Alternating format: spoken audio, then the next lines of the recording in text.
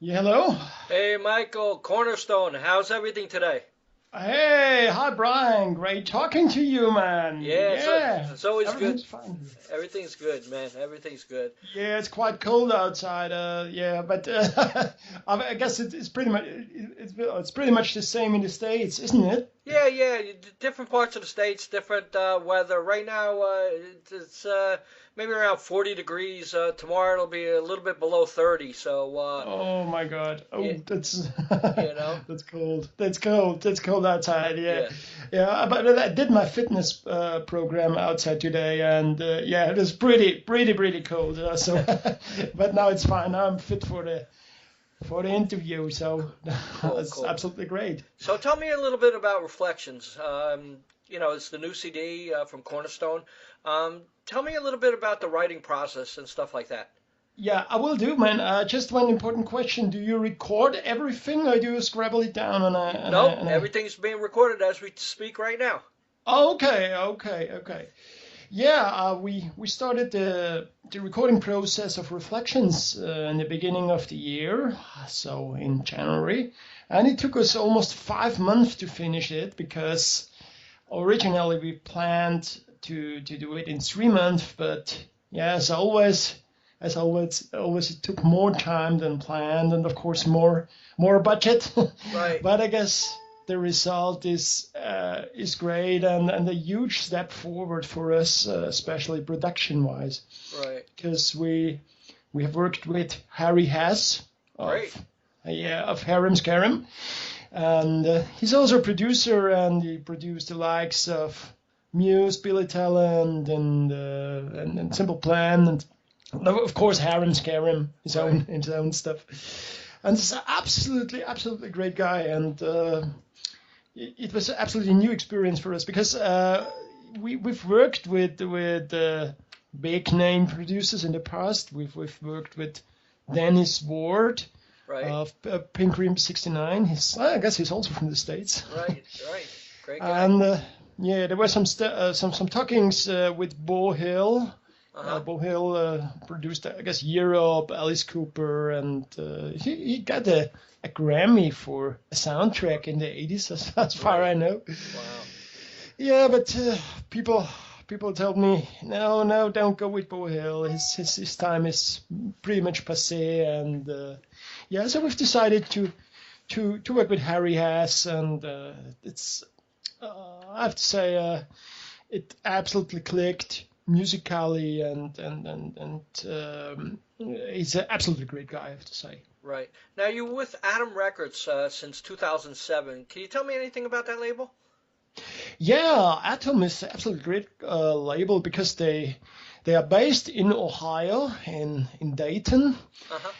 and they approached us, and it was a funny story because they approached us in the heydays of MySpace. This was around 2006, 2007, and yeah, they translated everything into German language via MySpace, and this is absolutely funny to read because the translation programs didn't work that well Right. 10 years earlier, so it was absolutely funny to read. But uh, it was fantastic, and I remember quite clearly. It was 6:30 in the morning, and yeah, I took a cup of coffee and checked the emails and stuff like that, Right.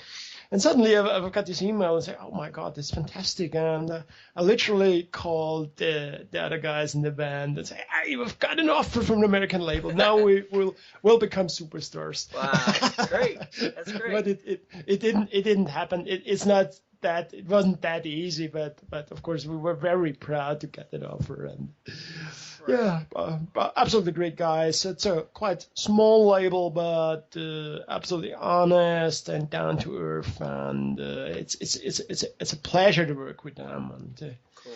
Cool. Now, artistically, yeah. Now you've been with them from the beginning.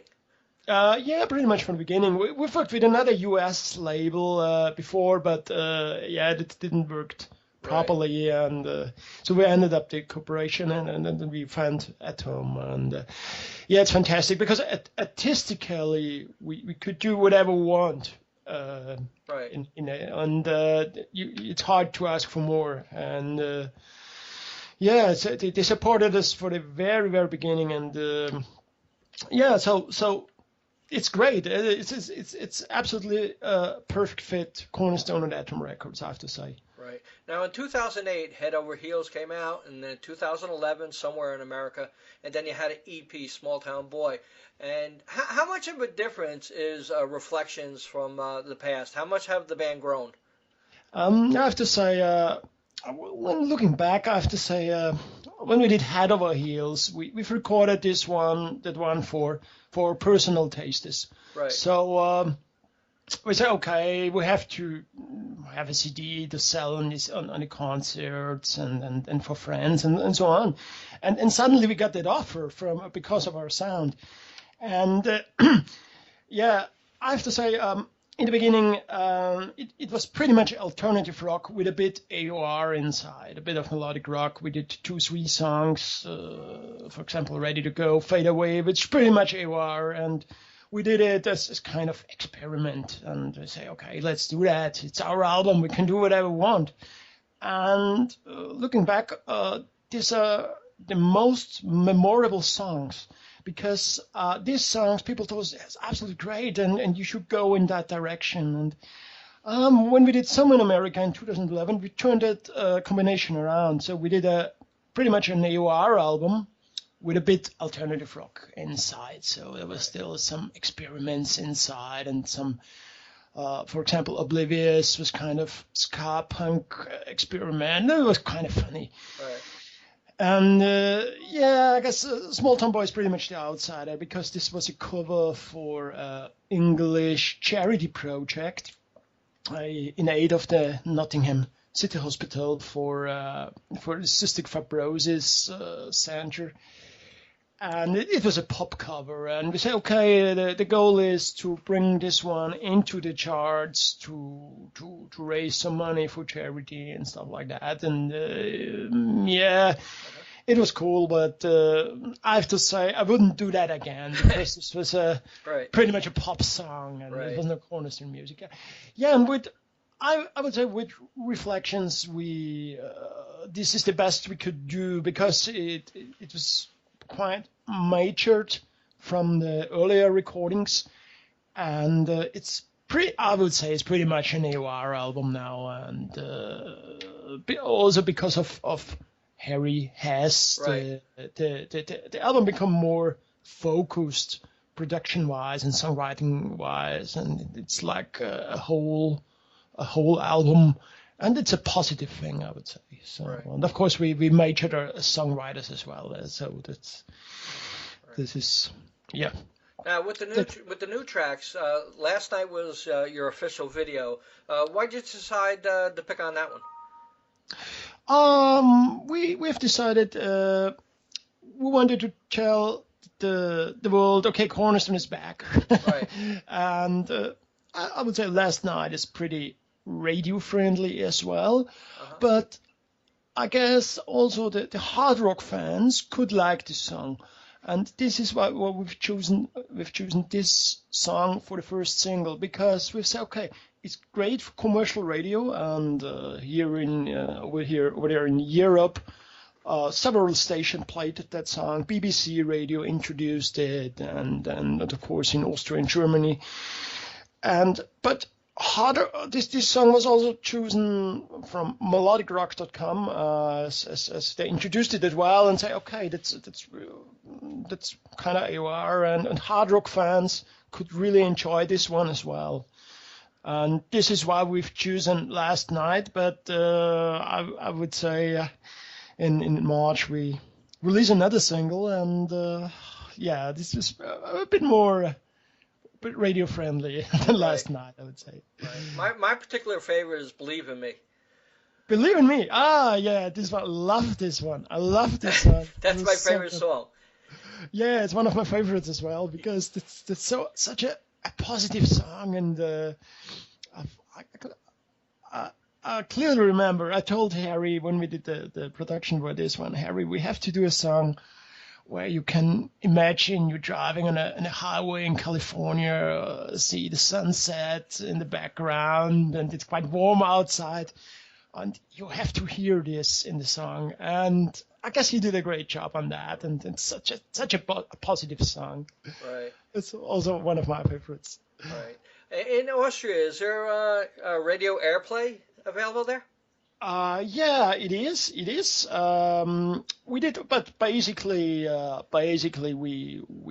played the single. They played last night in the beginning now, and I have to say in Germany, they played "Believe in Me" a few times on the radio, so it was kind of a surprise. Right. Yeah. Wow. Is it hard to get recognized in your part of the country? Yes, therefore, because Austria is very, very small market, and it's kind of niche. We have kind of a niche which doesn't exist in Austria, because Right.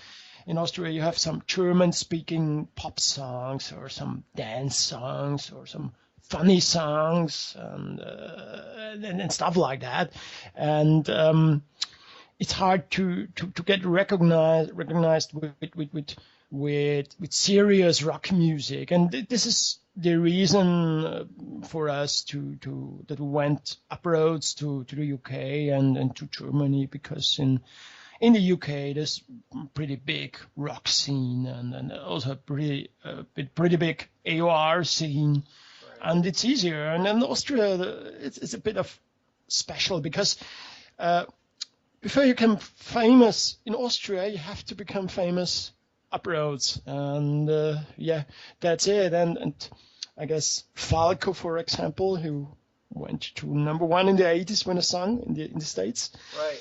he also had to become successful abroad first, and then in Austria they accepted him. They say, "Oh, Falco, that's great," and before they told him to fuck off, and Right.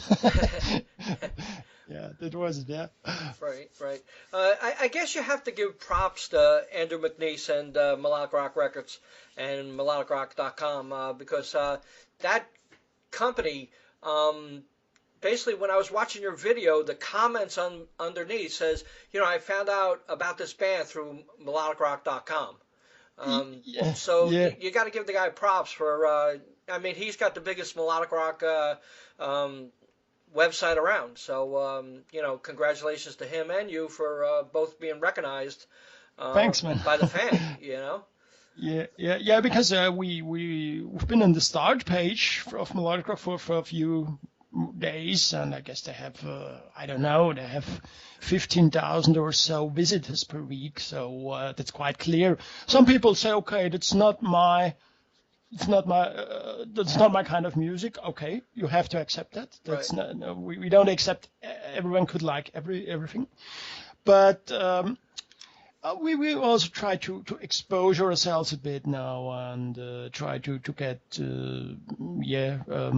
interviews on American magazines and then website, of course, RockEyez as well. Right, yeah. And so that's a great thing. But I guess for a melodic rock band, melodicrock.com is absolutely important. So this is the I don't know, but it's very important. Right, right. Can you tell me about the other members of the band? Yeah, the guitar player Steve, he founded the band with me back in 1998, and I guess we'll make music till the scratches from stage, I'm afraid. And it's always fun, but he's my brother, and this isn't always so easy to play in a band with your own brother, because we're not so diplomatic to each other all the time, I'm Right. afraid. but the good thing, the positive thing about it is that there's a kind of blind understanding of each other. So we don't need much words. Right. This absolute understanding, and it could happen that we drive home from a gig 2 hours away, and we do not talk for 1 hour, and it's not uncomfortable. Right. So that's the positive thing with my brother. Yeah, Alina is the singer. Right. She's with us now for 2 years. and she's very, like I say, yes, a very hard worker, and she always try to improve herself musically and the quality of her vocals, and she's a great addition to the band, and she's like also kind of let me say corrective, because when Steve and me, of course, we are one, yeah, so we have one opinion, but Alina often say, why we are doing that? What's the reason for that? Why are we doing that? Right. And that's also important because just because you're doing something for years, it doesn't mean automatically it's correct. So you have to explain and to discuss about that, and that's a positive thing, I guess. Right. Yeah, and the drama is, the drama.